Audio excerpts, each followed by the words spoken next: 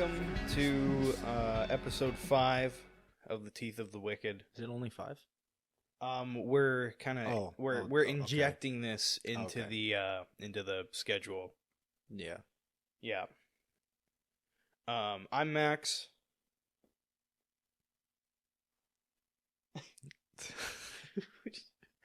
I have to say my fucking name every time. He's Nathan. I'm Nathan. Yeah. I was gonna do it and you cut me off. No, well, disrespectful ass. I don't care. We have some episodes pre-recorded. We've had a pretty good roster. I have a good roster. Yeah, sure. But we are recording this one, as was kind of our intention with this show. We have a lot of episodes recorded in the bank, but we made it so we can record things when important events happen and inject them into our rotation, into our schedule. And that's what we're doing today. There was, I'm sure, as long as you haven't been living under a rock, I'm sure you saw the public assassination of the right-wing political commentator Charlie Kirk. This was a shock, to say the least. I remember exactly where I was when I saw it happen. You know, like, obviously it wasn't that long ago, but I remember when I saw it first. I was in the Canadian Tire parking lot. Odd place to hang out, man. Yeah, well, I check some group chats with some friends and stuff, and I see Friends. and I see Charlie Kirk has been shot. And I'm like, oh, okay, yeah. I'm sure it was just like some crazy person that come up to the front and, shot him. I'm sure he'll be fine. I watched the first video I saw. It was the one of him getting shot from afar. Like it was not shot from afar, but like the video itself was from the back of the crowd, and it looked like he got hit somewhere in his torso, and I thought, maybe he got hit in the stomach or something. Maybe it'll be dicey, but I'm sure he'll pull through. And then about 20 minutes later, I get back to work after my lunch break, and I look again, and there is a video of a very close-up graphic video of the bullet going through Charlie Kirk's neck. Very close, very graphic, and blood pouring out of his neck like a waterfall. Like someone opened a faucet on his neck. And I jumped. It was terrifying. And I was kind of in hysterics, you could say. And I know he's obviously I don't know him personally, but the idea of that happening to someone so peaceful, someone who I align with on a lot of things, someone who's very similar to me in political belief, religious belief, being shot with so little information at that time, it really caught me off guard. And I was disgusted, and I was shocked.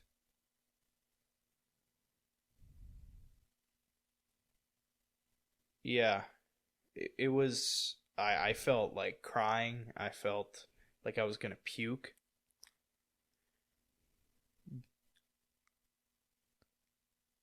There's a lot to take in with something like this, and there's a lot to get out, too.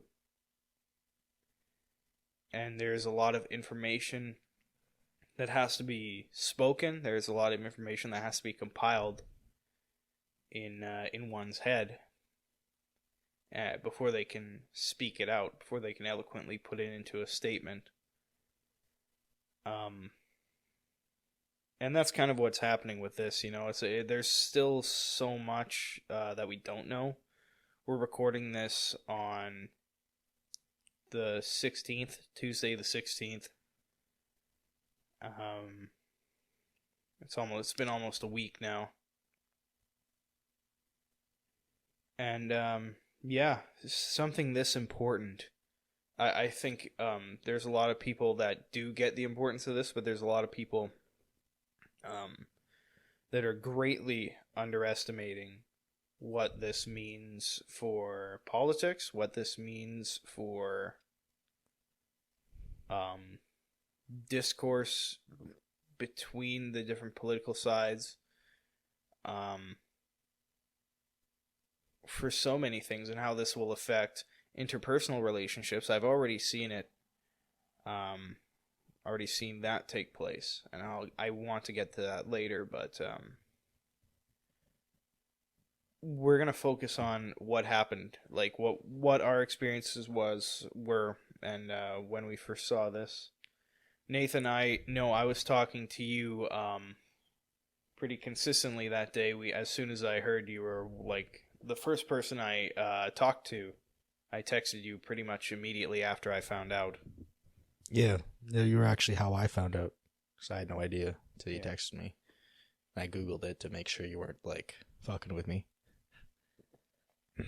Yeah, you said that that day, and I really wish that I was. Yeah.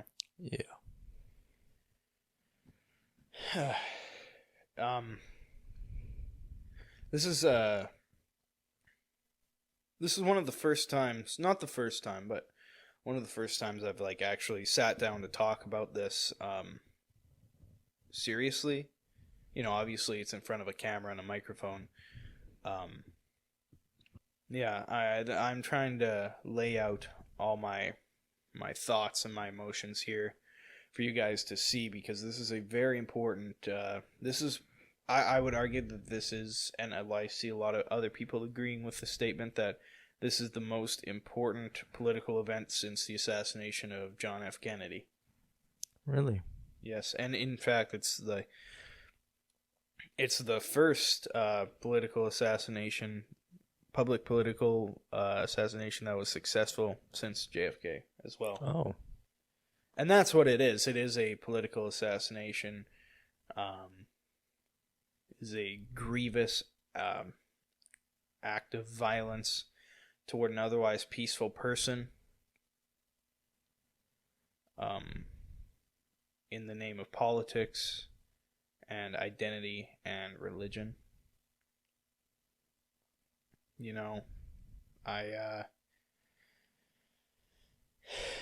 Again, it's I said it already, but it's so hard to put everything into words because of the absolute breadth of the situation, the seriousness, and the implications of it all. I'm a very political guy, as I'm sure you will continue to see as this podcast goes on. I'm going to make that very clear tonight, I think. It would have been around 2020 that I started getting political. 2019, 2020. And it just kind of stuck with me. Nathan, I know you're not a political guy, but how's this affected you? I mean, definitely very shocking.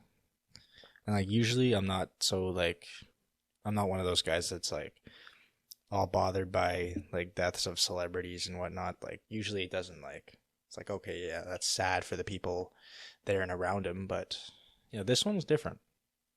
For sure, it felt different for some. I don't know why, but it definitely felt different. Why do you think that is? I literally just told you I don't know why. Oh, sorry. Yeah. Yeah, I mean, I'm not political at all, but yeah. Yeah. I've seen, every teenager's seen a video online of someone dying, right? Yeah. They've been in a group chat with high school buddies, and someone sends a video like that, and it's scary, but you end up forgetting about it, or you're scrolling you're like on Twitter or Reddit or something, and you see something crazy. And again, it's traumatizing in the moment, a little scary, but it doesn't really stick with you a lot of the time. And if it does stick with you, it doesn't stick with you for long. It doesn't affect you. It doesn't change your outlook on life, that's for sure. For a lot of people, at least. Yeah. I'm sure you can attest to that. Yeah. It's like if I don't have a connection to the person anyway, it's like it doesn't really stick, Yeah. It doesn't it doesn't affect me. Yeah. Yeah, it's like exactly like watching a movie. It doesn't feel real. But there was something about this. It felt personal, and it felt truly evil. You think that's because it's like it sort of feels like an attack on your beliefs? I would say, in a sense, yeah. I would say so. I think, excuse me. Yeah, I'd say that definitely contributes to it. But, like, I didn't feel this way when Trump got shot. Like, obviously he didn't die, but still, it was, like, a powerful moment for a lot of people. I never felt this. I think there's a few things that go along with this, For one, I grew up watching Charlie Kirk. He was, he wasn't as big as some of the other guys. Like, I watched a lot of Dan Bongino when I was getting into politics and stuff, and Alex Jones and whatever. A lot of different people. I did watch a little Charlie Kirk when I first started, but as it went on, I started watching more and more Charlie Kirk. He'd show up on my feed and stuff, and I thought he was funny. I thought he was charismatic, and he definitely shaped a lot of my beliefs. He shaped a lot of my political understanding and of the world, and he helped me,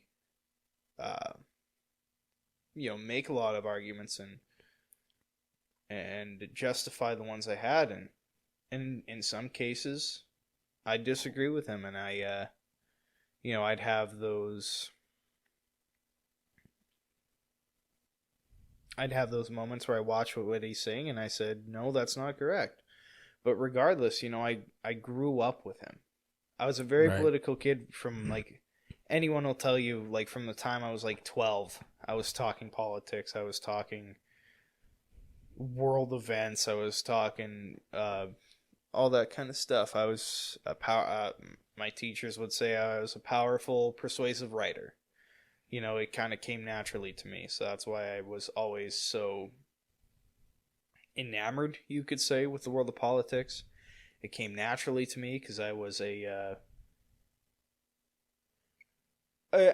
don't want to, like, seem like I'm bragging at all, but I was an intelligent kid. And I'd say I'm somewhat intelligent of a person. A somewhat intelligent person. But, and I think politics comes easy for people in that sphere. And that's not to say that, the opposite isn't true, that intelligent people also aren't interested in politics, but, that was just, I don't know what I'm trying to say, but regardless, he presented his arguments so eloquently, and I agreed with some, and I disagreed with others. I agreed on probably 90% of what he said, so, and a lot of the stuff was, he was just, he would speak about things I already believed, but he would bring new information, He helped me form so many of my beliefs and helped me quantify my arguments and why I believe certain things. Yeah. It's good to spark debate. Oh, yeah, totally. Yeah. And debate's very important. 100%, and I think he was the, well, he's going to be, he is the last person who's willing to have those public, fair, respectful debates. There's so many people, and I will get to this in a little bit.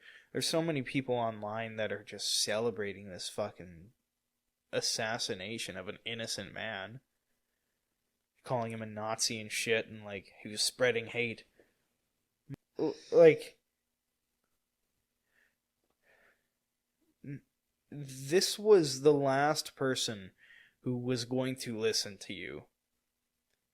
You know, there's people that are more extreme than Charlie Kirk that you are gonna like even less, that are coming to take his place. And, you know, whether I agree with them or don't agree with them is kind of a matter of, like, I don't know, like, a specific subject. But whatever, that's not what's important. The idea, but just the thing that, like, you think that he is so bad. A lot of the people that they think are going to come after him, that are going to take his spot as the most popular, they're a little bit more what these people don't like. I don't know if that that doesn't do it justice, but you know what I'm trying to say, though. I've seen talks of Ben Shapiro trying to take over. I've seen that as well. I feel like it doesn't really fit, considering he's like a mainly Christian, sort of atmosphere, you know. Mm-hmm. But yeah, there's a lot of information. There's a lot to take in about this.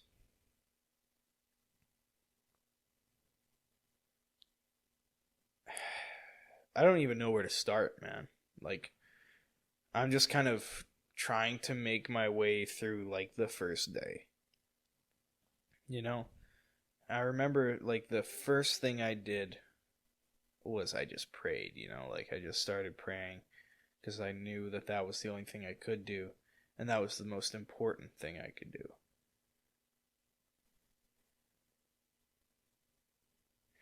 You know, I came home that night and I just prayed pretty much the entire evening. You know? I was laying in bed and I was just... It felt so real, you know? And like I said, we've all seen these videos on the internet of people getting hurt or dying, you know? It's just kind of like a thing that happens when kids have unrestricted access to the internet. You know, a friend is going to send him a video or show him a video in the hallway at school, and you know, but none of it feels evil. It feels disgusting, and it feels horrible, and it feels evil in a sense, but I think it is evil.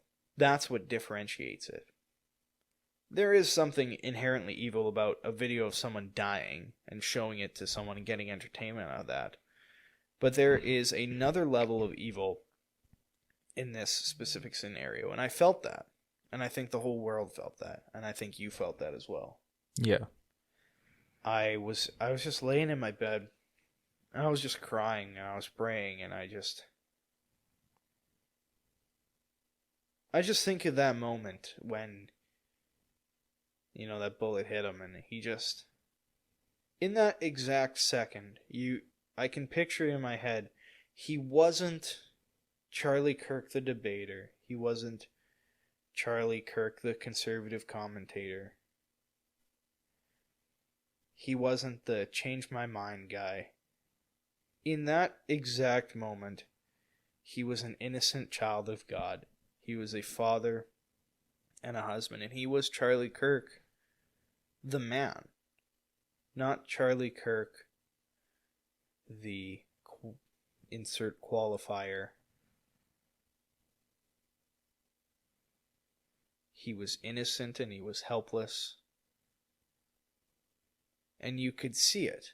You know, and it's literally like a fraction of a second, and you probably couldn't even pin it down in the video, but you see it and you feel it when you watch that video.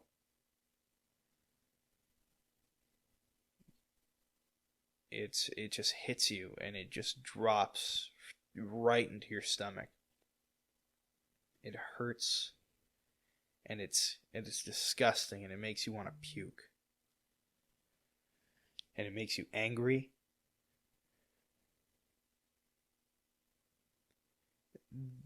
He was an innocent guy, and all he wanted to do, he wanted to reinstill Christian values into the youth, and he wanted to do that by recapturing the initial intention of universities, a place where you go to have your ideas challenged, to debate, to talk, to learn.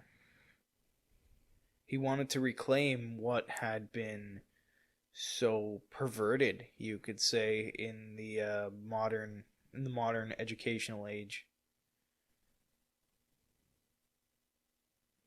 And just the innocence, like a deer in the headlights, like a doe in the headlights. And just his neck opened up, and you could tell immediately that he was dead. Like there was no, like, I held out hope, but there was something in me that as soon as I saw that, I knew that,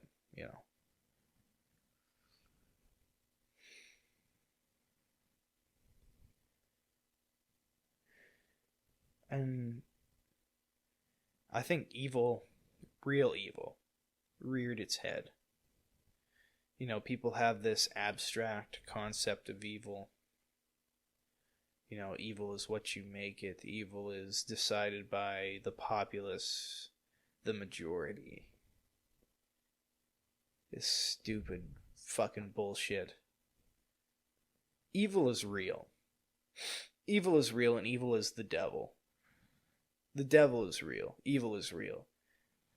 If you can't open your eyes and see that, you're blind. It's there. It really is there.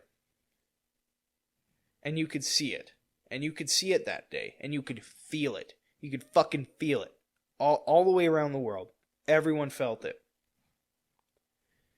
People in the streets chanting Charlie Kirk's name in New Zealand, in Australia, in multiple cities in Australia, in Madrid, Spain, in Seoul, South Korea, in Italy, in Canada. And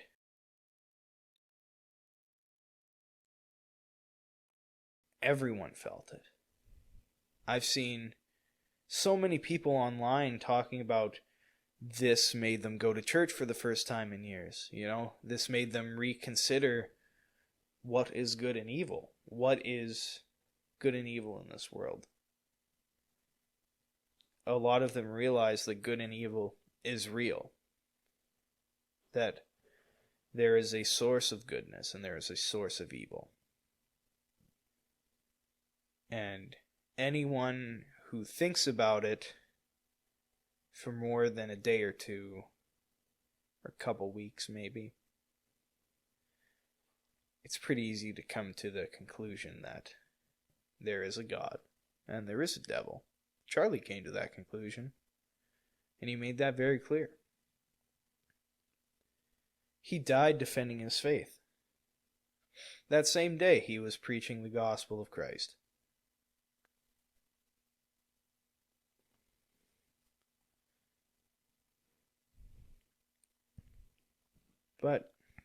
But now he's not there. Now that voice is silent.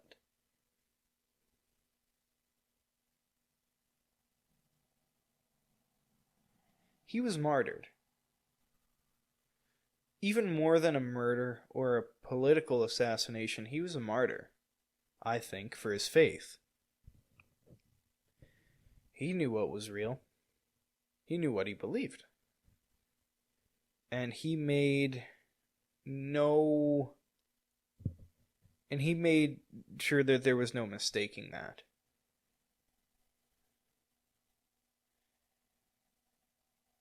And what an inspiration, to see someone who is challenged on a near daily basis, preaching the gospel, sharing his faith. What a righteous job. What an important, heavy job. But of course that's asked of all of us. But he took it one step further. He went forth and told millions. You and I, Nathan, we might be lucky to reach a few hundred in our entire life. Yeah. Hopefully more with this podcast. I pray for that, but only God will know, right? And yeah. we will find out, but that's besides the point. It really frustrates me to see people try and paint him or like brand him as a racist or somebody hateful because they disagreed with him. Like I see a lot more commonly with his opinions on abortion. People hear that and immediately just, instead of like trying to hear him out or understand his stance, they kind of just say that he's evil for saying something like that because they disagree with him. Yeah. And that's so frustrating to see, like the ignorance that you have to be even able to claim something like that. It really does show what that side really thinks and how they operate. They've taken so many like quotes from him out of context. Mm-hmm. Like I'm sure you've seen the quote on empathy. Oh, 100%. Yeah, I think I've sent it to you even. The full quote is actually like, it's very, I don't know what the word really. Touching, I could say. Yeah, that's one word to describe it. Yeah. Thoughtful, maybe. Thoughtful. Another one about the gun deaths being worthwhile for being able to keep their weapons. Yeah, that one's also taken largely out of context. I see. Out of context. It's not that he didn't say that. It's that that's not the meaning behind what he's saying. Yeah, it's not the intended purpose. And it really just the quote doesn't make sense without the context. Yeah. People are acting as though he literally straight out said, I want people to die so that I can keep my guns. Yeah. And they think that's tantamount to being a Nazi or a fascist. And they claim that boldly and outwardly. Yeah. Yeah. I believe that's why they celebrate. They're just completely misinformed and misunderstanding. Dude, I don't know if it's stupidity or ignorance or what, man, but it's brutal. It's disgusting. I feel like so many people are just way too stubborn to even consider the other side of their argument. Yeah. And that's what resorts them to, acts like this. 100%, man. And, ask anyone that I've like talked politics with. I wasn't a fan of Charlie Kirk as time went on. I kind of moved more and more away from him, and I disagreed with him on some bigger things. But even I was saying, I was breaking down, man. There was evil in the air, and even people that directly opposed him more directly than say someone like you would or something. Because even though you may disagree with him in several different aspects, you still have those ones that you can agree on. Right? Oh yeah, dude. There were people that directly opposed him, as far as I know, to what's the word? I don't know. You know what I mean, though. Yes, yeah. I know exactly what you mean. Direct opposition of his beliefs, and even I've seen them being very emotional about this. I'm not sure. Did you see Dean Withers? I think so. Yeah. I think that was him, yes. I haven't seen the person who was questioning him at the moment when he was shot. I haven't seen them make a video about it. Wow. And I'm sure that must have been very heavy on them to witness that close up. and in you person. fucking imagine? Yeah. And with Dean Withers, I saw him talking to Parker, whatever his last name is. Another big kind of young left wing debater type. He was in line next to talk to Charlie, and he called Dean Withers because they're like best friends or whatever, and they're both like breaking down on live on TikTok, and it's just like, how the fuck can these two have so much empathy? Like these two guys are just, they're pretty brutal when you listen to them talk and stuff. Like just a lot of stupidity, but the fact that they had so much genuine empathy, sympathy. Aha. If you knew the full quote, you would get that. But just seeing the genuine sympathy and emotion come from them, especially given their disposition, it is very powerful. And I even saw a video of Dean Withers. He had to justify why he cried to his audience. Because there were people like fucking making fun of him and shit, and like calling him out for it for whatever reason. Yeah. That's so like disgusting. Yeah. You can't just take somebody feeling sympathetic for someone and take it as them being on the same side, that doesn't sound right, but no, but what you're saying does make sense. You can feel sympathy for people, even people you directly oppose. Like even in examples of like war, you don't think like, somebody would feel sympathy for the other side. And it has happened, of course. Like it's, yeah. I'm explaining this so poorly, like my words are just not flowing at all. Well, no, like this is a pretty serious subject, like it's not exactly, the words aren't gonna fucking flow out. It's not like we have a teleprompter, Yeah. Let it out, man. Let it out. Yeah, I mean, it shouldn't be a crime to feel sympathy for opposition.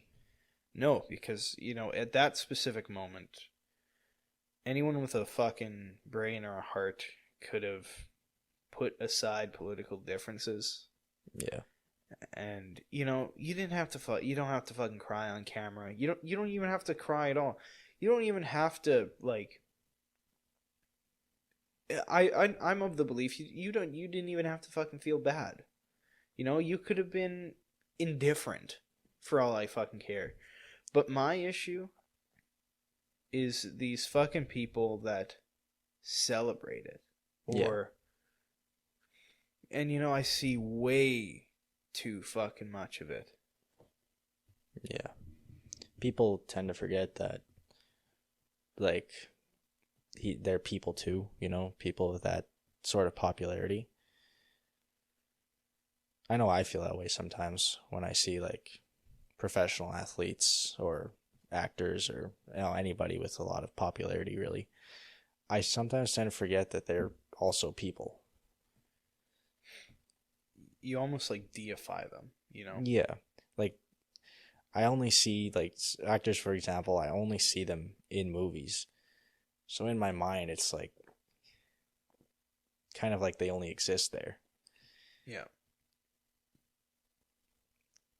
So, I mean, when things like that happen to people, it doesn't feel like, I know it definitely feels real for other people, but for me, it's kind of like I don't, process it. Yeah, it won't, like, exactly. Like, I've seen, like, actors that I grew up with, when they die, like, it's just, other than, like, a basic human sympathy for someone who lost their life, it's just kind of like, whatever. They're a famous person, feel bad for them. It's a death, but, and all death is tragic, regardless of the circumstances. But there's something different about this one, because, it's not like if Jim Carrey died tomorrow, you wouldn't remember him as Jim Carrey. You'd remember him, and maybe you would to an extent, but you would largely remember him as Lloyd Christmas and um, uh, Ace Ventura and the fucking the cable guy, you know, if that makes sense. You know, but like Charlie Kirk was Charlie Kirk.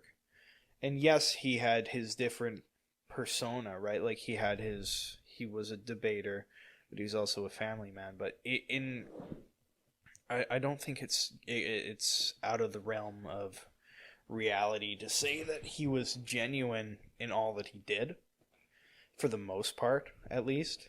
You know, like, I think he was the same person with his family that he was out on those campuses, out in his debates, on his show, just, you know, talking about different things. You know, he wasn't an actor. You don't remember him for a movie. You remember him for being Charlie Kirk. You remember him for the impact he had on your politics, positive or negative, for challenging your beliefs, or for reinforcing the ones that you already had. And that's how I see it. That's how I have perceived it, as someone who does disagree with him on some pretty major issues. You know? Yeah. I've even seen claims of people not necessarily hating on him, but like disapproving of him because I'm quoting this from somebody, a comment that I seen. He doesn't feel white guilt. And just that phrase alone, white guilt, is like one of the most fucking stupid things I've ever heard. These are the fucking retards we live with, man. These are the people that are saying that he's an evil person and celebrating his death. These fucking people can vote. Yeah, they can. Yeah. Their vote counts just as much as ours. Yeah.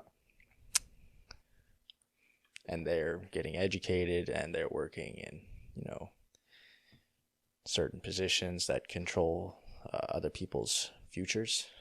They're nurses, doctors, teachers. Actually, the one person I quoted that from is like a director of education at the school I used to go to. I don't even care if they see this. They need to know how stupid that claim is. That's fucking retarded. That's fucking disgusting. They specifically need to hear how like retarded that claim is. That's actually fucked, man. White guilt.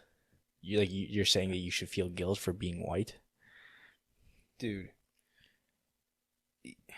I've experienced this firsthand already, you know, like, no one said it to my face per se, but like I've seen it like from friends saying this shit, or like friends saying it to other friends.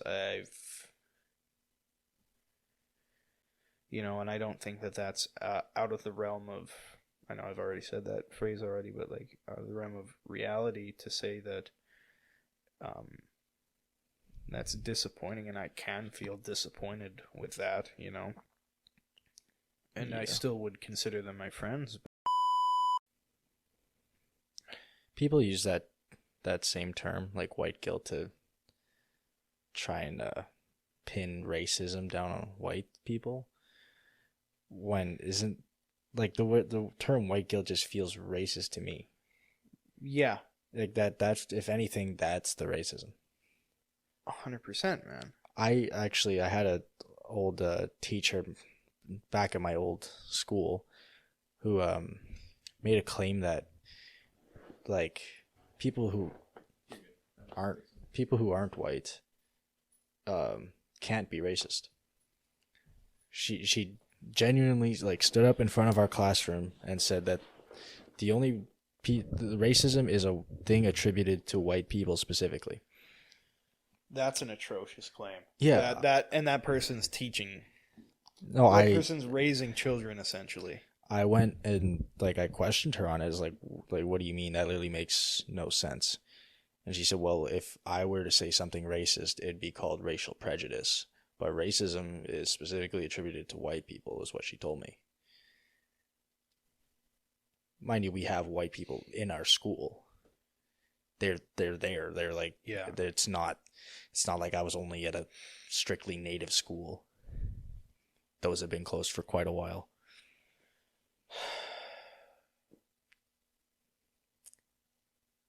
Dude. Yeah. I think the worst part is, seeing it from people I know firsthand, intimately. Yeah. Friends or friends of friends, and you hear what these fucking people say, and it's just, these are people that I would view and consider as intelligent, genuinely intelligent, knowledgeable. Different forms of intelligence. Yeah. Like I'm more of like a logically numbers kind of guy. Like Yeah. I'm not politically smart at all. I can't debate worth shit. Like, but you give me a fucking math problem, fucking right on, man. And I'm the opposite. Yeah, you suck at math. Yeah, I fucking hate math. No, I'm like a physics math guy, Yeah. But yeah, like as you're saying, people shouldn't speak on shit that they don't know about. And not only that, like, first off, I'm absolutely fucking disgusted in these people that I know, and I would say that to their fucking face.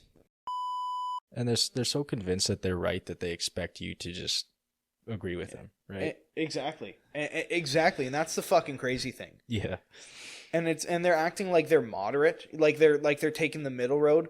They're like, oh well, I feel bad for his wife and kids, as if that makes up for the fucking fact that you don't feel bad that an innocent man was publicly fucking assassinated in front of a crowd of multiple thousands of fucking kids.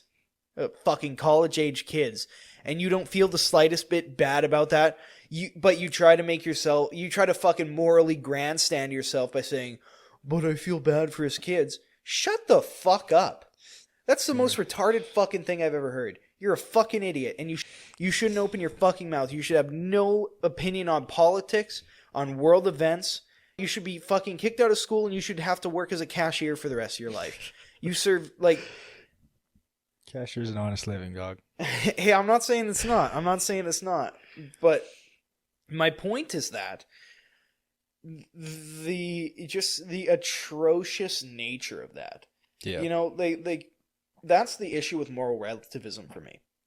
You have these people who take an atrocious event, an objectively disgusting and atrocious event, and they twist it where they apply their own morals to it, disgusting morals where they can justify in their own head not feeling bad, or even to the point of celebrating the death of an innocent man whose entire life's work was to engage and encourage public discourse between right and left. And you don't feel the slightest bit of sympathy towards that, or indifference even. You feel happy. You think this is a good thing. You go so far as to call him a monster or a racist. This just goes to show how fucking brutal these people are. How just so uneducated they are, and how useless they are in regards to any sort of serious political conversations. Even the people who have to clarify that they don't agree with him first, before saying, "Oh, I feel bad for his wife and kids," and exactly, I'm sad that he was shot. Like, the people you have to clarify that you didn't agree with him first. That's not what this is about. Exactly, it has nothing to do with his opinions. Exactly. I'd simply just feel bad for him. I would feel bad for him if he was like a fucking communist. Yeah. I would feel the exact same way if he was like a communist fucking, Yeah. And I shouldn't have to clarify that. But you feel pressure to in some scenarios, and that's fucking insane. But I don't know how to fucking explain it, but it's just that, like, the face of evil showed itself that day. And I am reminded of a scripture, speaking of this, actually. I I got a great gift, actually. I want to show it off before I read this. The missus got me this wonderful new Bible case, crosses and stuff, and on the front, in honor of the podcast, she put Psalm 3:7. Arise, Lord, deliver me, my God. Strike all my enemies on the jaw, break the teeth of the wicked. Which is, as you will find out, we take time to explain that in a future episode, me and Nathan. But that's one of my favorite verses, and that's what the show is named after. But I was reading this in Isaiah 5:20. I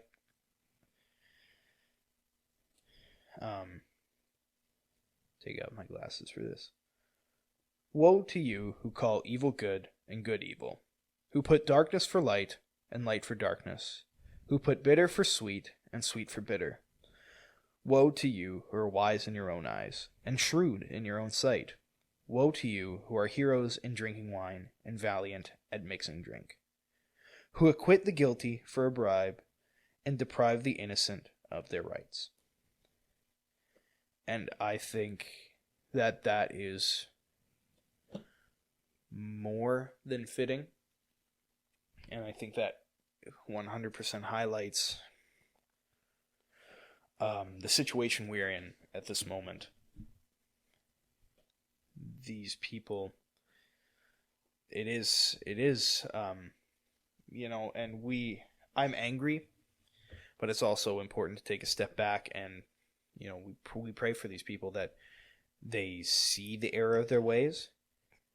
But in the meantime, we cannot sit by and let this ideology overtake us. We can't respond with violence, but we can respond with prayer, and we can respond in nonviolent ways. We have, again, our main prerogative is prayer and praying for these people. And we are angry.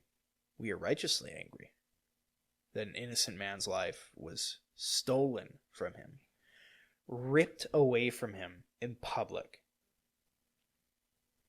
But there's these sick fucks who think that that was okay. These fucking people, if they think that of Charlie Kirk, what would they think of you? What would they think of me? What would they think of you, Nathan? What would if you were in Charlie Kirk's shoes? Do you think they'd feel any fucking different? Probably not. I mean, I'm just like, me and Charlie are both humans, both. Regardless of our views, we're both people. Yeah. Children of God, you might say. One certainly could say that, and one certainly should say that. We are created in the image of God, all of us, including those who celebrate his death. But it is who we decide to be with, who we give our allegiance to. Do we choose to be born again as the children of God in our conscience, in our convictions? Or do we choose to be children of the devil? And unfortunately, a lot of people are choosing the latter. God is real. Evil is real. Why do you think you feel this way? There is evil. It's in the air. You can feel it. You can feel it in your soul, man. You can feel it in your soul. If you can't, your allegiance is in the wrong place. And that's what I have to say about that in that regard. But, I was thinking about this, Nathan, and I've seen a lot of people put this forward as well. These same people who are celebrating Charlie's death, who are calling Charlie a fascist, a racist, are the same people that tried to get me kicked out of school around the COVID time because I attended a protest an anti-mask, anti-forced vaccination protest, who tried to get people very close to me removed from their jobs for the same reason, similar reason. These fucking people, I've experienced this firsthand. I've fucking given up things. I've given up relationships. I've given up fucking friendships for this. And these people wouldn't fucking stop for a second before they turn their back on you. Yeah. And, you know, that's not to say, like, the people I know specifically, but I'm just, like, in general, this group. And I've seen that firsthand. I've had it fucking happen to me. I've literally had it fucking happen to me firsthand.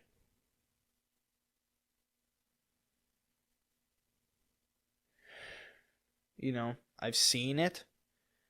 I've seen, you know, I've given up relatively little compared to some of the other people at that time who are still in jail for protesting. You know, the stakes were low for me. Some people weren't as lucky. But these are the same people that would snitch on you for having more than 5 people at Thanksgiving. Who would fucking celebrate if you went to jail for that, if they fined you for that? And they would be the ones who would have put the cops onto your fucking scent, you know? Yeah. And now they're celebrating the death of this man, and that's how they see you. If Charlie Kirk is a racist, well, what does that make anyone slightly more right-wing than him? Super ultra mecha Hitler? You know, but Yeah. But like in regards to like the absurdity of it, that's it. You know, like that's how they fucking see you. Some of these people, and some of them are more reasonable than others.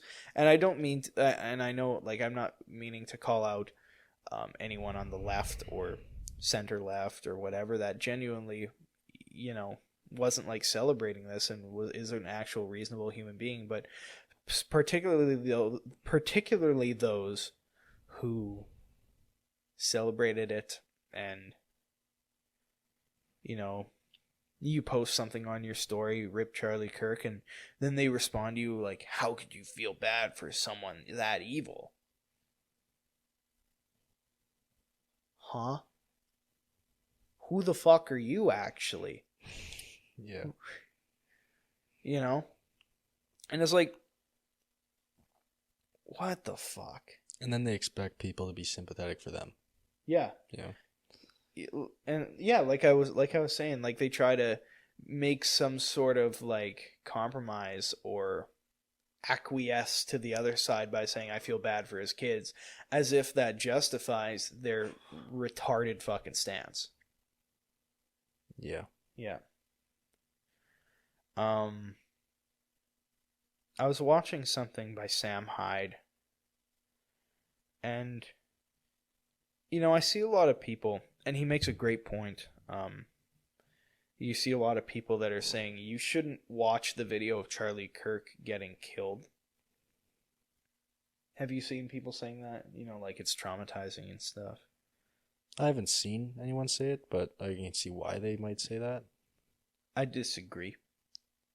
I would too. You need to see it, actually. Maybe except for like young people.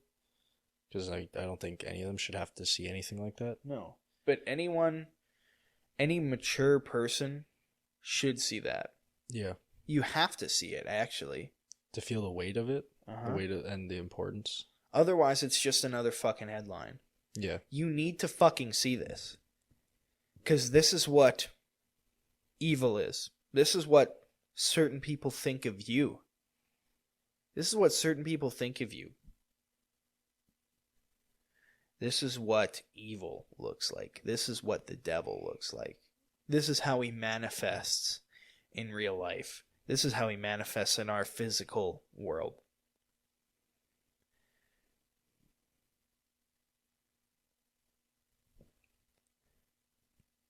You know, Like I said, otherwise it's just another fucking headline. Find it and watch it. Let this be a fucking wake-up call to you. There's no more complacency. There's no more complacency. Charlie Kirk is one of a handful of actual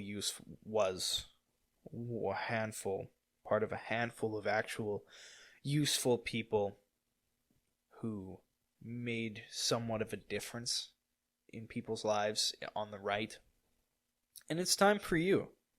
It's time for you. You know, there's such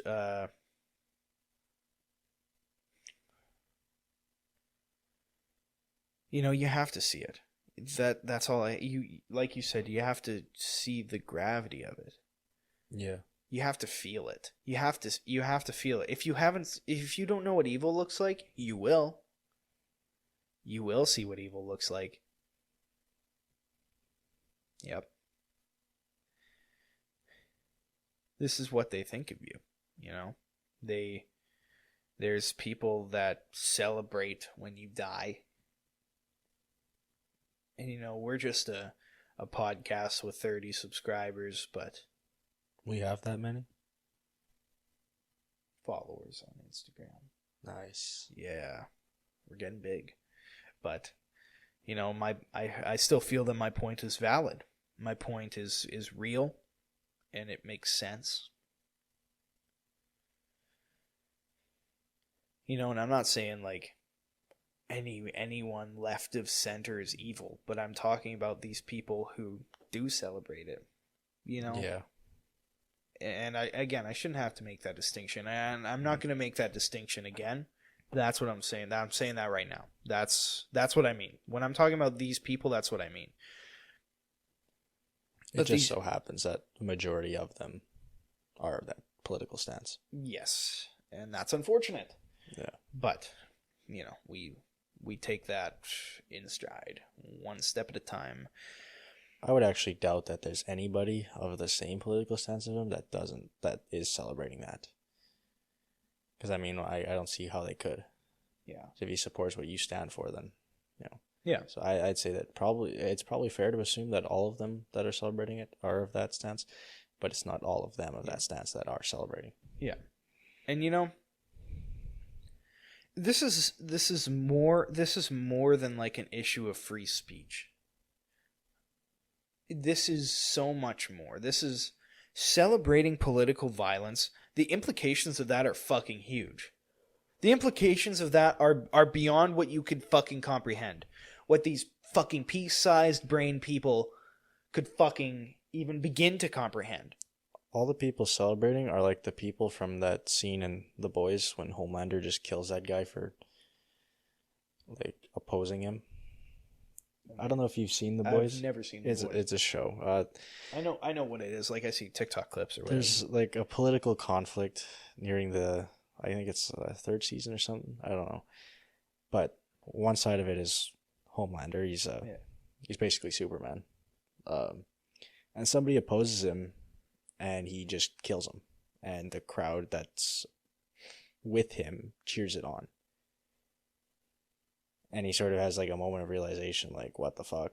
They weren't supposed to cheer that on, but they are. Yeah. And he continues doing it. Oh. I think actually that illustrates the point quite well. Yeah, that's what it reminded me of. Yeah, that is the implication of this. Because like the people who are cheering that on, you are the people who, cheered on Homelander in the show, if they've seen the show. Yeah. Yeah, if not, I'm sure they've seen a clip of it on TikTok or something. Yeah. But regardless, like, the celebration of political violence directly leads to more of it. Yeah. Oh, excuse me. Once they see that they can get away with it, why wouldn't they? Yeah. And to see that people have no sympathy for it? Yeah. Well, then why wouldn't they continue to carry that out? Right? Why? Yeah. And why wouldn't more people try to attack different commentators? And the natural response to that, if it gets greater, well, it's not out of the realm of possibility that there would be retaliation. And I don't support physical retaliation towards that. I don't support violence at all. That's what makes us different. Fucker. But I'm wearing a shirt that says violence on it. whoa, man. But this is about like MMA. Yeah. This is an MMA clothing brand. It's a tough shirt. It's like MMA is about violence, so Yeah. that's separate. But not political violence that ends in Not political the violence. death of innocent men who were fathers and husbands. Yeah. The UFC did post. I think I seen an Instagram post about them. They had well wishes for him and his family. Well, that's pretty based. Yeah, people weren't so happy about it in the comments because like it was getting political and whatnot. Well, fuck them. Actually, It's not. It's Fuck not them. even political. It's sympathy for a yeah, innocent person. yeah, and you know, like I said, I'm angry. I'm sure you're upset to a degree. Yeah, I'm not completely heartless, dog. You know. Yeah. Yeah. And you know, we pray for these people, but we're also angry. We have righteous anger, and you know, we will like. Things are going to get heated in these discussions, you know, maybe not even just on the podcast, but like with other people in real life. We still pray for them. We still wish the best for them. But also, we can't support that. We can't just fucking lie down and take it. You know, we can turn the other cheek, but like, you don't let them. Can't just take it like a good boy. Yeah. You can't let them rape you and beat the shit out of you. No. You know, there's a point where you defend yourself, you know? Yeah, stand your ground. Uh-huh. And, you know, I've seen some pretty awesome things, actually. You know, these fucking loser fucking retards like Hassan Piker and Destiny who are, like, celebrating it publicly on Twitch and inciting more violence against conservatives. I'm not sure if you saw the Hassan Piker clip where he's saying that liberals should gut conservatives. He literally said that. He said you should show them their intestines. What the fuck? On fucking Twitch. He's a pretty popular streamer, isn't he? Fuck Hassan Piker. That is fucking disgusting. And you know, same with Destiny too. He was saying similar things. But I saw it today and it made me so fucking happy. Destiny is banned from Twitch indefinitely. For saying and inciting violence. So fuck you. Well, anybody who does that to a large, you know, group of viewers, yeah, that should be like almost like treason or terrorism. Dude, they should be fucking arrested for that. Exactly. You know, again, it's more than free speech. The celebration of political violence inevitably leads to the justification of it, and once it's justified in the eyes of the public, what's stopping them from doing it more? Yeah. Right? Realistically. Obviously, the laws aren't fucking gonna stop them. Yeah. But you know, all these people, and I do say this to literally everyone who celebrated Charlie's death. Fuck you. Fuck you. You're an evil fucking person. These people have no place in polite society. Like, they have no place in public discourse, in any sort of important discussion. I would almost go as far to say they're just as, I wouldn't say like guilty, but like almost as immoral as the person who even shot him. Yep. Possibly even worse. I'm not sure if you saw it. I think it's been taken down. But the website Charlie's Murderers. Yeah. The compilation of all the people who celebrated Charlie's death. And a lot of people got fired. They should. And they should. Especially like teachers and nurses, people who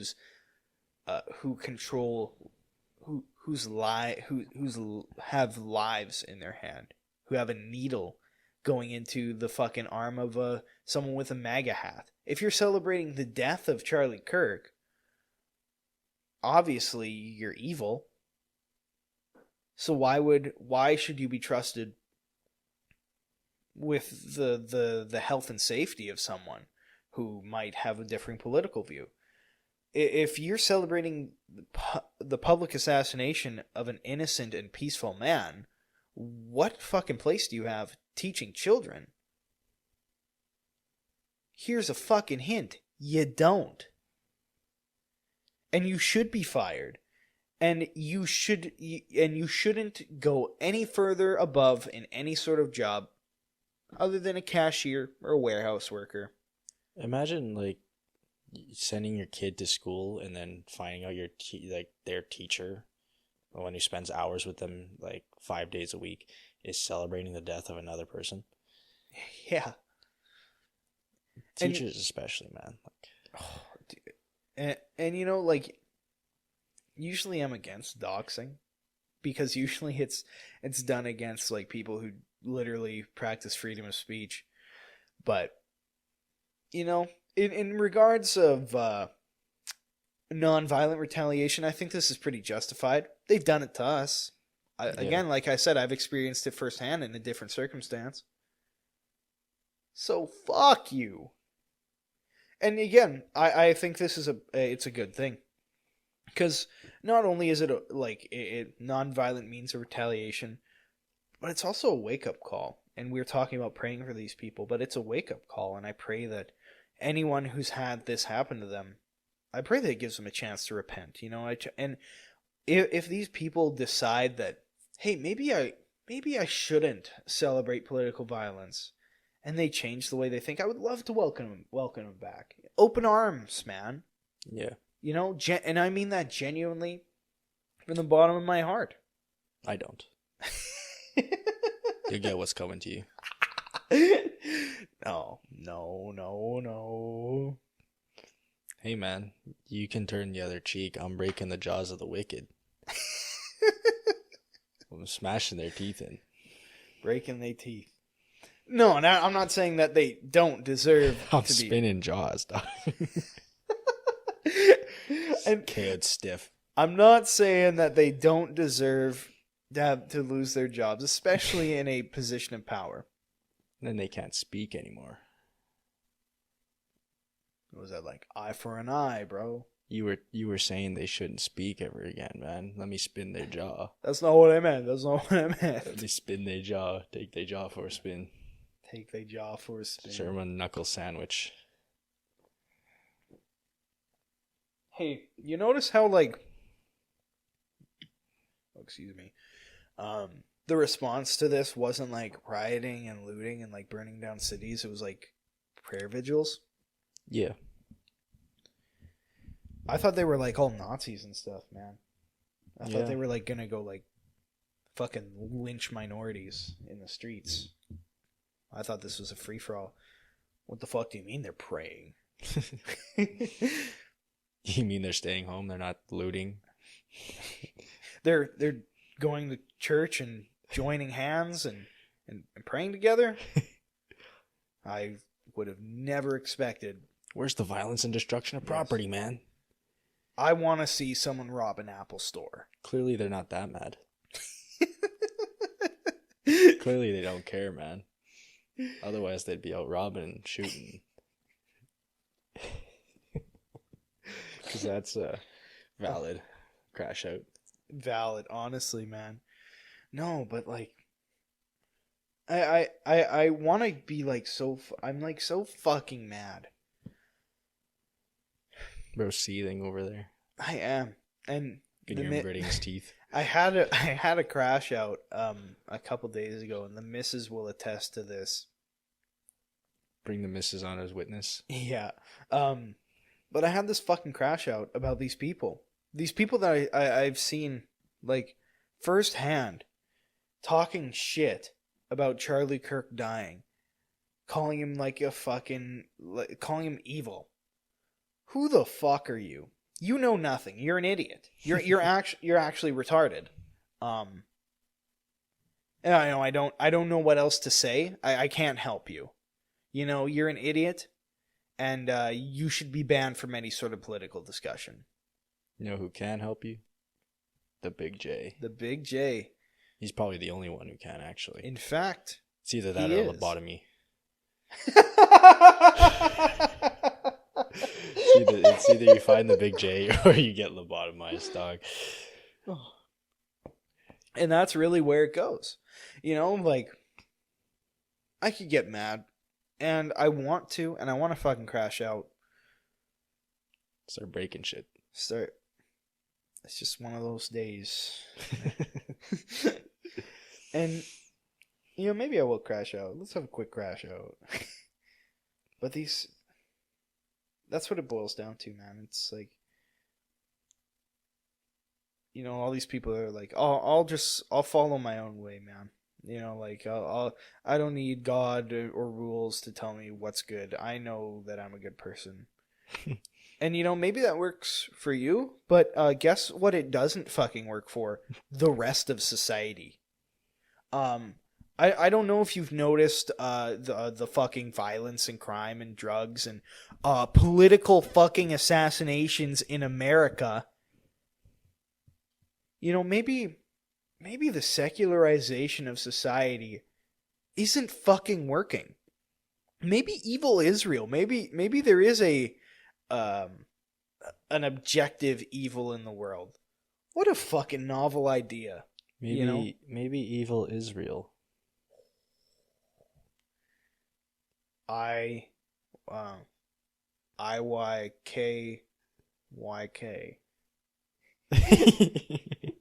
Maybe evil is real. And, you know, like, if you can't see that there is a force beyond us that is evil, that is more than just physical, I can't fucking help you. I can't help you understand more than I can give you. You know, there is evil in this world, and it wants you, and it wants to take you, it wants to get rid of you. It's Uncle Sam. It's Uncle Sam. Hey. Evil beyond us, like beyond the mountains and a large body of water.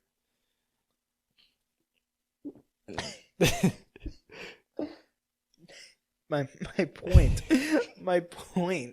is that the secularization of society has led us to this point. We have 7-year-olds transitioning, gender transitioning 7-year-olds. I would largely attribute that to teachers. But again, and parents. Well, I agree with you, but at its root, it is the secularization of society. Yeah. And taught by teachers or whatever, and through media and parents. That's the issue. Again, like I said, maybe it works good for you. And if that's the case, more power to you, man. But believe it or not, and I'm sure you can see, it's not working anywhere else. And I know God is real. I've experienced him in different ways.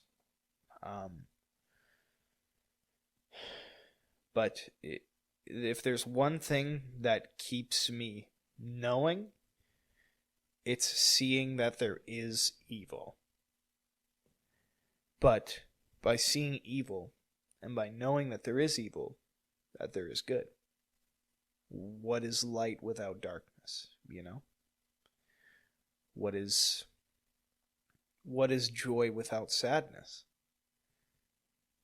In this world, one cannot exist without the other. We're not in heaven. This is a fallen world. Yin and yang, dog. Yin and yang, I suppose. And as above, so below and shit. For real. I don't know. I'm just shooting out parallel metaphors.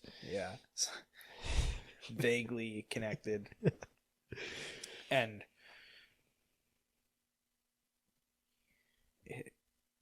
it's real, and it's here. And all you have to do is let it in.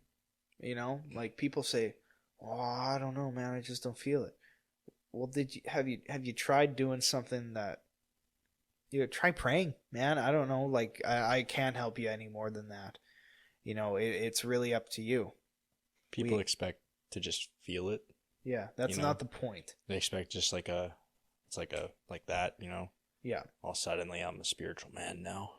It's a little more complicated and deep than that, honestly. How to become a monk in 1 week tutorial. And that's what people expect, man. But it's not that. But you see the difference between what Christianity is and teaches and those who truly and genuinely live out the Christian life than those who practice who are secular, you know? And again, like I said, maybe it works for you. More power to you. But it's not working at large. Charlie is a martyr. Charlie is a martyr for his faith, and I pray that I see him in heaven one day. And he won't see you, dog. He'll have to look down and like search the. Was he like 6'5"? Move the grass apart. Yeah. Don't step on me. Don't step on me. You see you jumping, waving your hands.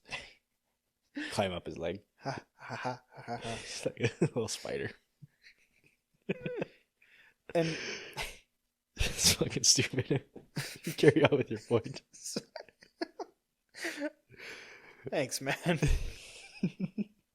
But yeah, Charlie is a martyr. Charlie is a martyr, and I pray for his soul. And you know, like I said, I hope to see him in heaven one day. And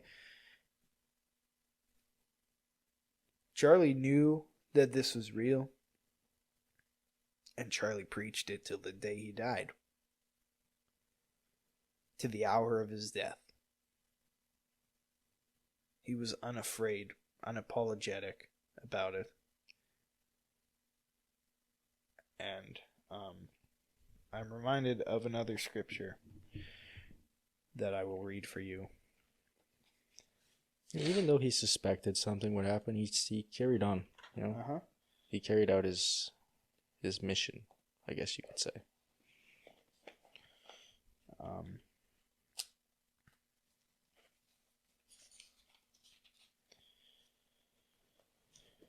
Taking off the glasses for this one again. Put them in the plant. Plant food. Is this a real plant? It is a real plant. It's a poinsettia, I think. Something. I don't want to wet your glasses. Probably rust. Fall apart. Romans 14:7. We do not live to ourselves, and we do not die to ourselves. If we live to the Lord, and if we die to the Lord.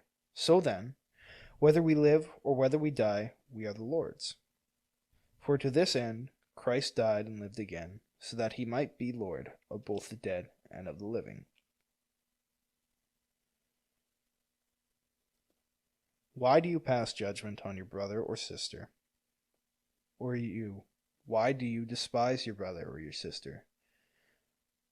For we will all stand before the judgment seat of God.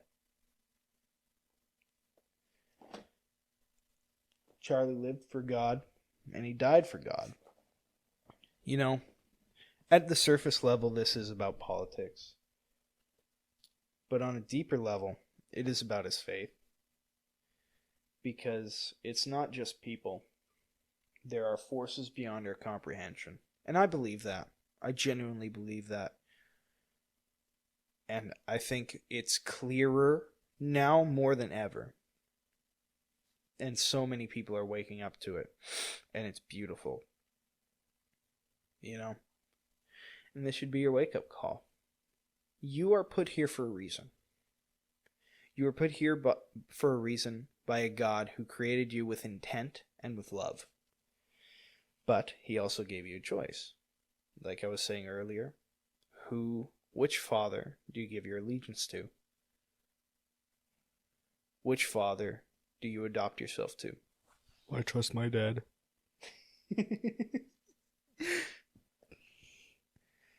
The choice is easy. My dad made me breakfast this morning. What a nice guy. I have some allegiance to him, I guess.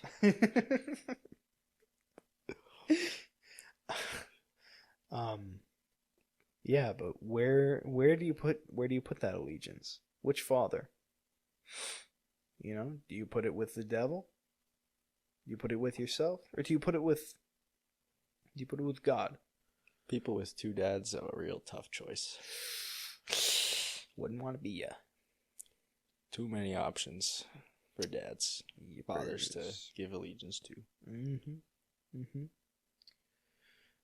But you were put here for a reason. Find that reason. Do not be cowardly. Maybe this podcast is your reason, dog. Maybe this podcast is my reason. I can't remember the exact quotation or the verse. I believe it's in 1 Corinthians 13, maybe. Let he who works eat, and he who does not won't eat. Starve. Starve. Yeah.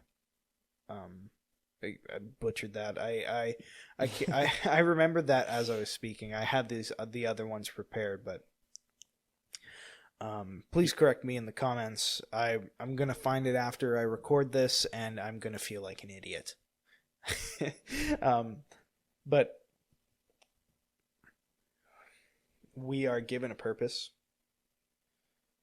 and there's other parables that echo this in the Gospels.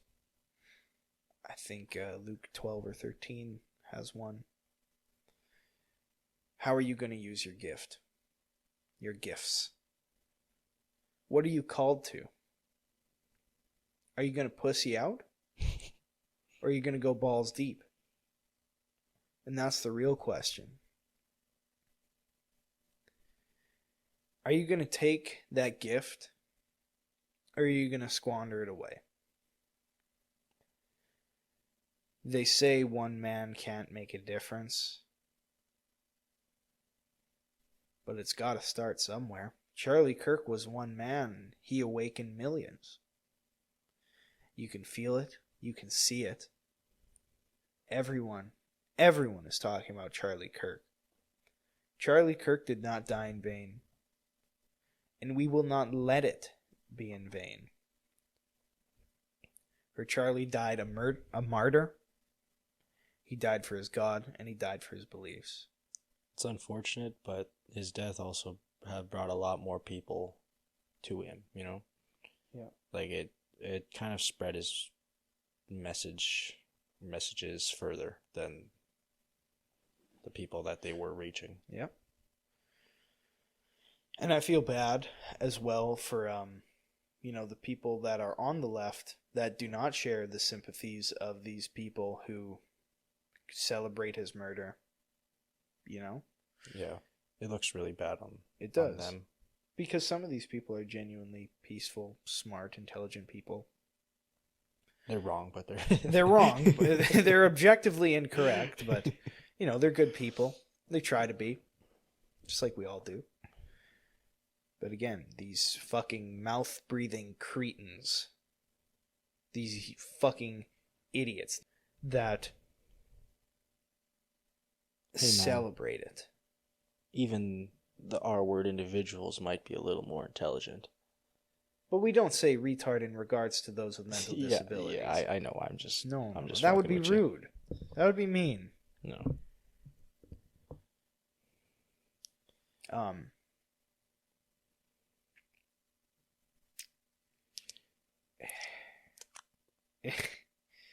We can't let it be in vain. And it's up to you. It is up to you. Charlie Kirk was one man. What are the millions that he left behind made up of? Ones. Individuals. Yous and me's and hims and hers. Theys and thems. Theys and Z's and thems. zers. Maybe not so much them. They're kind of few and far between. Yeah.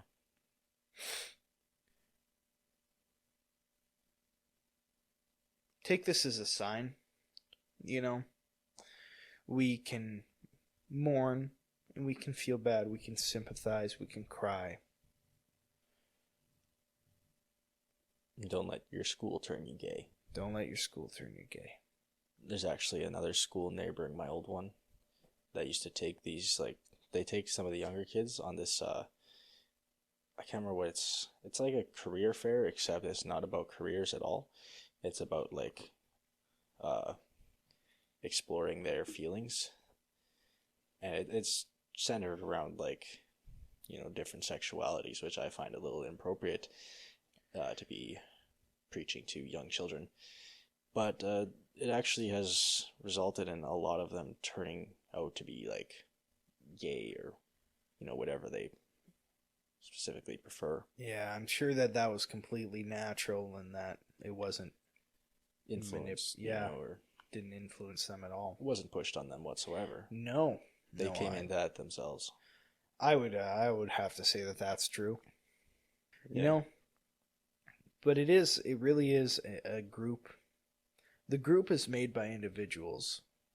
But if you fall into that trap, that idea that you can't do anything, you're not gonna.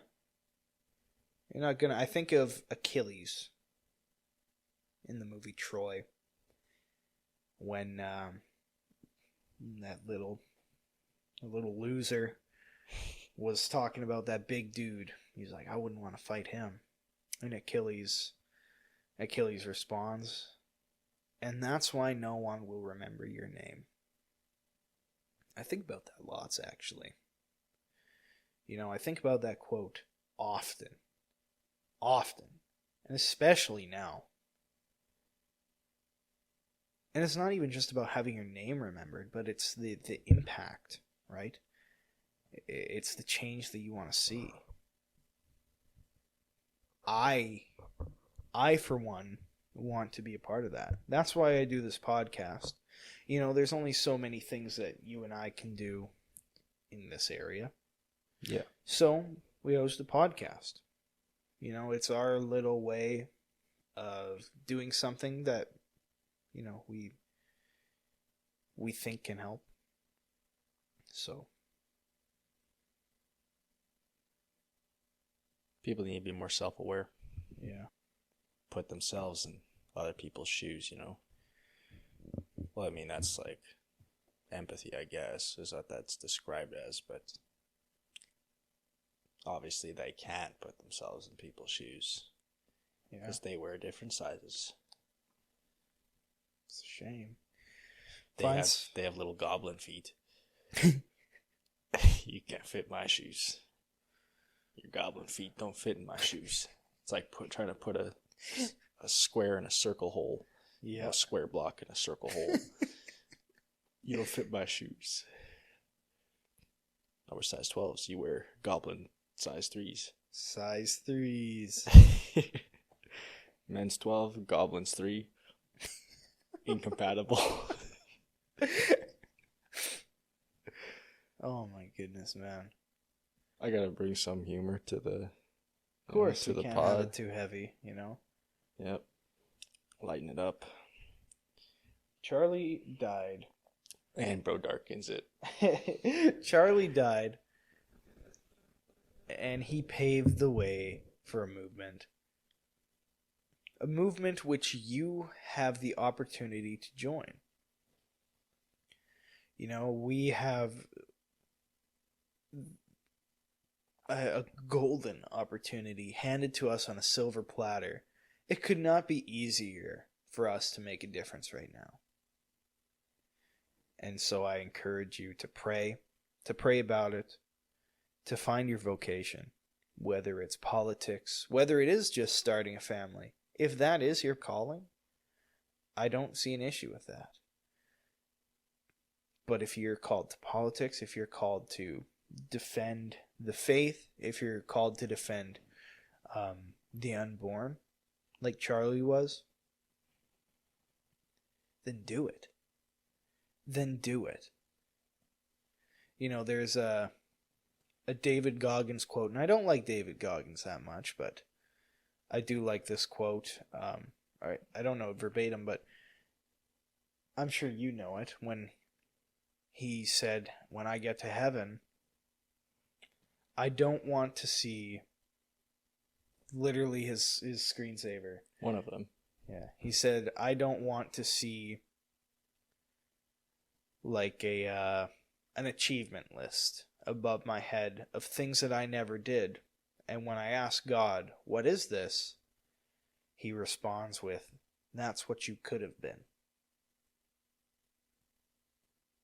I'm sure you know the quote. Yeah. Yeah. Obviously not verbatim, but whatever. You got it pretty spot on. Yeah. So, are you satisfied? And if you are, awesome. I am happy for you, and I'm so glad that you are. And I wish nothing but the best for you. And I really am so happy that you found your vocation. But for those who are still searching, pray about it. And if you're not someone who prays, hope and dream, I guess. Conjure. Write a pros and cons list, I guess. I don't know. Get your rocks, your special rocks in a circle. Don't knock it till you try it, dog. Fuck me. We could try it right now. We do not encourage this. We do not encourage this. But pray about it and figure it out, man. And when you do, jump in. You know? Figure it out. The water doesn't get any warmer the longer you wait. Whoa, man. I actually never really liked that quote because if you wait a span of a few days or even like an entire cycle of the seasons, it will eventually, but But the purpose, the meaning is not, but did use your brain. But did you? Yeah. I should. Yeah. There's no point in explaining that further because it's pretty self-explanatory. Jumping in the cold water, it doesn't get any warmer the longer you wait. Yeah. Nobody's down there with a and water heater. And waiting until summer defeats the purpose. Your opportunity's gone. It's past. Why? You don't wait for it to be easy. You gotta jump in and swim upstream. That's right. That's how you make it to the lagoon. What the fuck am I talking about? Should I fire this guy? I'm gonna fire him. I'm gonna kick him off the show, and it's just gonna be the teeth of the wicker with Max. The teeth of the wicker. The teeth of the wicker. Man, you know what I mean, though. You gotta make it to that lagoon. That lagoon, dog. That paradise. Yeah, for real. You gotta swim up the stream to make it to that paradise. Yep.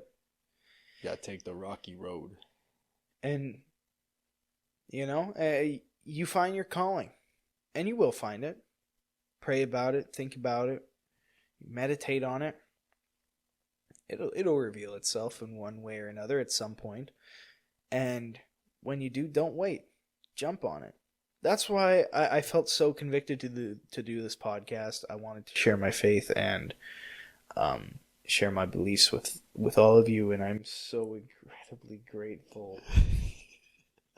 And I also kind of regret it a little bit. As soon as I heard the pitch change in your voice, I knew you were looking at me.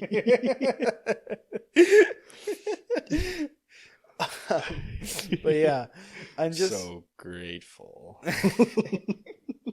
And I regret it sometimes too. But I'm so happy that I get to do this, and like I said, I felt convicted to do it because this is what I can do right now. If there's something else that comes up, or if I, have the chance to start something or do something else, and I feel called to it, guess what I'm gonna do? That. He's gonna jump on it. Jump on it. Take it down. Mm-hmm. Pass guard. That's right. He's gonna move into side control. You can probably even take full mount knowing that guy. Full mount. Just completely. He might throw an armbar out. Shit, he might even set up a triangle. You never know with this guy's ambitious. Just starts describing a scenario. Starts as a metaphor. Just like starts describing it's like a full-on scenario in his head. When that opportunity fights back, because sometimes they do that. Sometimes it's a bit of a battle. You can't just jump on it. It's like a wild animal, and you're hunting with your bare hands. When it's there, you got to jump, right? You got to take that that chance, but it's not just gonna go quiet into that good night. You know, it's gonna fight its way out and try and escape from you. So when it does that and it's trying to posture up, you gotta swing around and take the back. That's when you lock it up. And once you get your hooks in, and you know you got that guy, yeah, he's no escaping. But that takes work. No, like for real. Yeah, my metaphors are on point, on top. Yeah, it doesn't get much better than this. I'm literally a poet. You know, I love how like succinct they are. They'd just be so easy for someone to like internalize and memorize. You know, dude, I'd write more poetry if it wasn't gay. Oh man, I'd be a poet if it wasn't gay.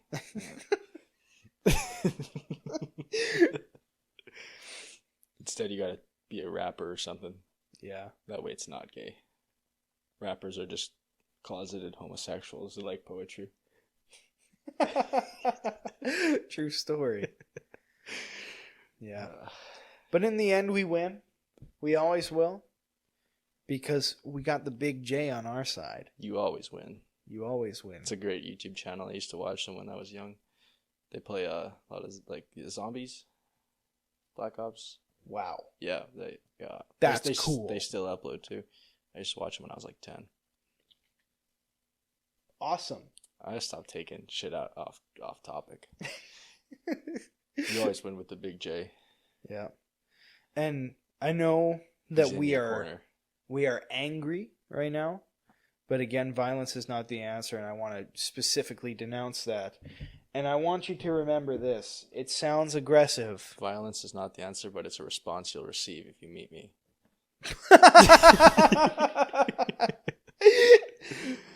Just want to throw that in there for you. Just remember. You get all gloomy again. Arise, Lord, deliver me, my God. Strike. Interrupt me. I'm gonna start from the beginning. Go ahead.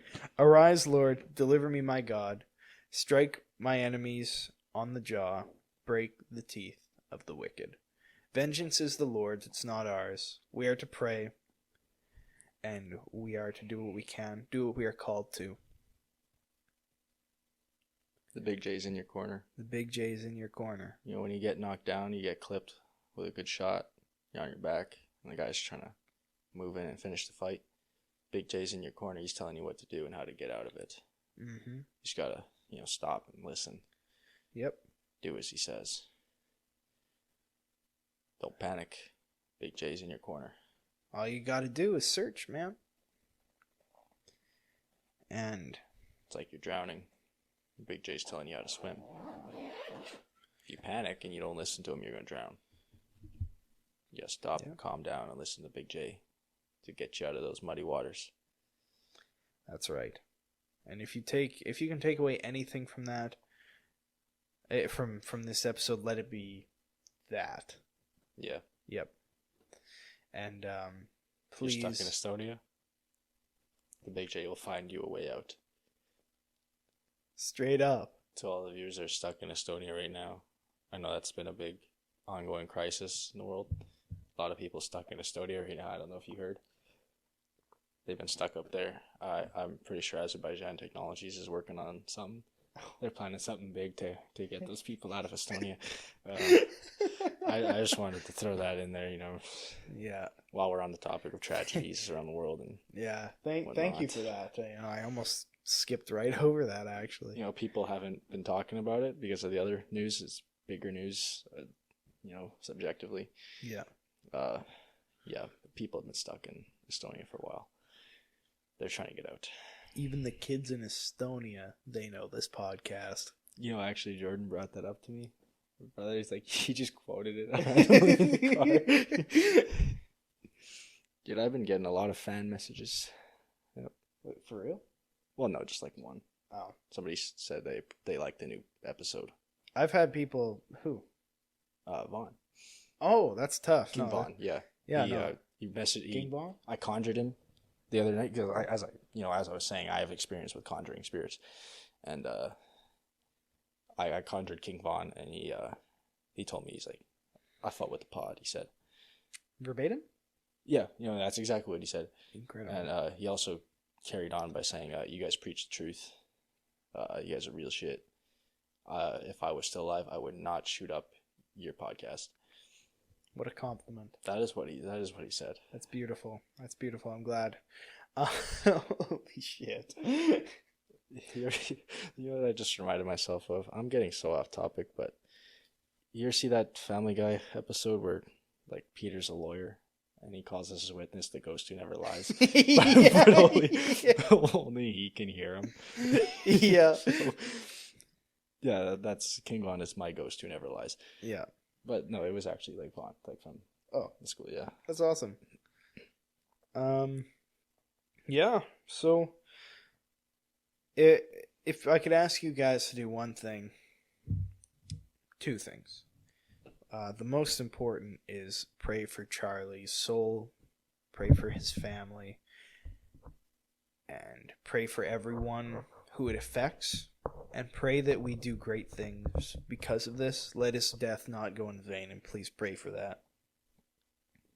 Oh my goodness, excuse me. He laid out the blueprint for us. Mm-hmm. All you gotta do is follow the instructions. Gotta get building. Mm-hmm. And there's that. And the second thing is follow where you're called. If you feel you're being called to politics, go that way. You have one life and you have gifts. If you're being called to politics, there's a reason. If you're being called to be a family man, if you're being called to have kids, if you're being called to be a lawyer, a doctor, anything. But specifically in this moment,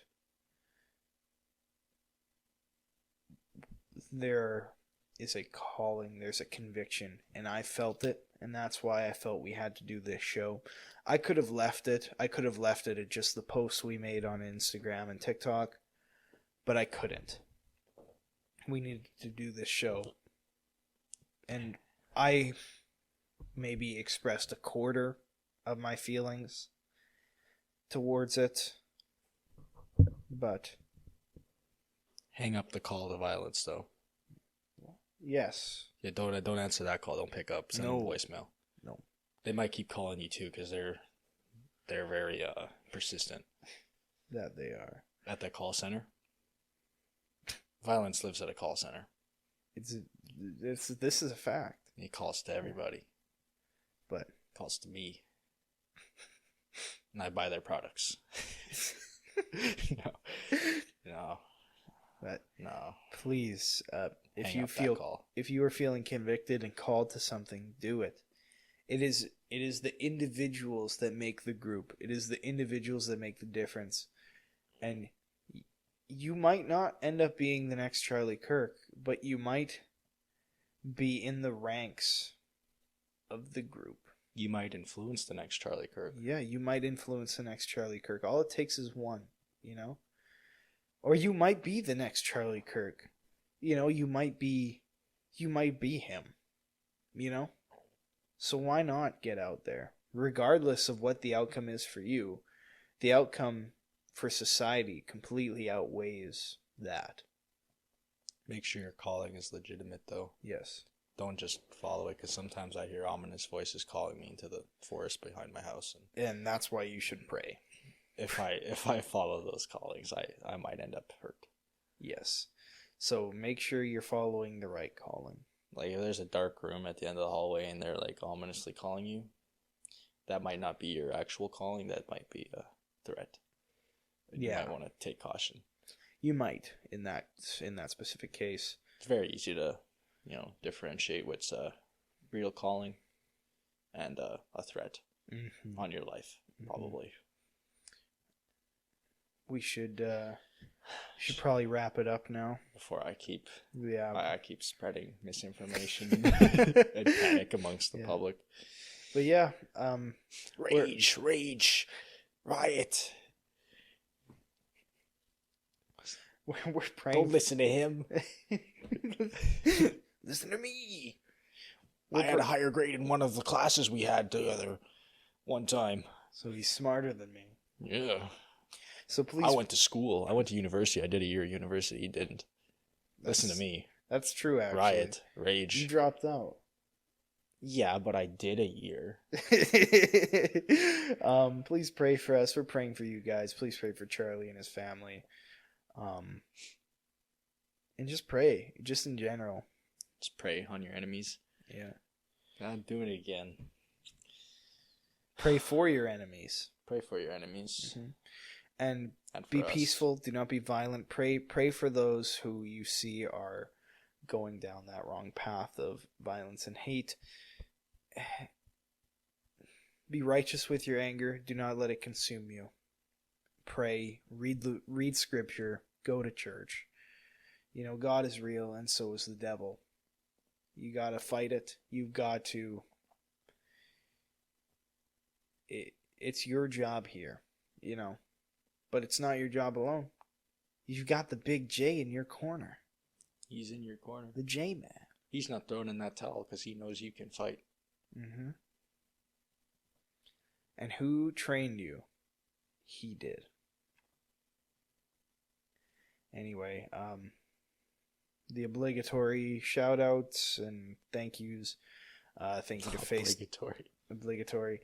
Thank you to Facedown Records, The Infinite Intent, and Void Awaken for letting us use their music on the show. What's that, King Von?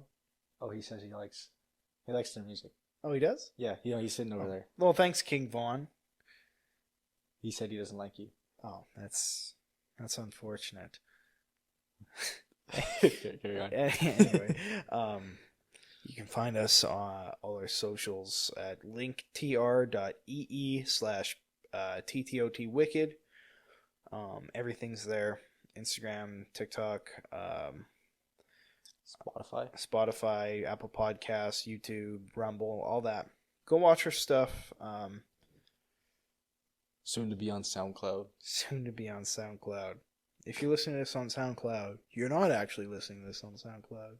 Because it's not on SoundCloud. You're schizophrenic. Yeah.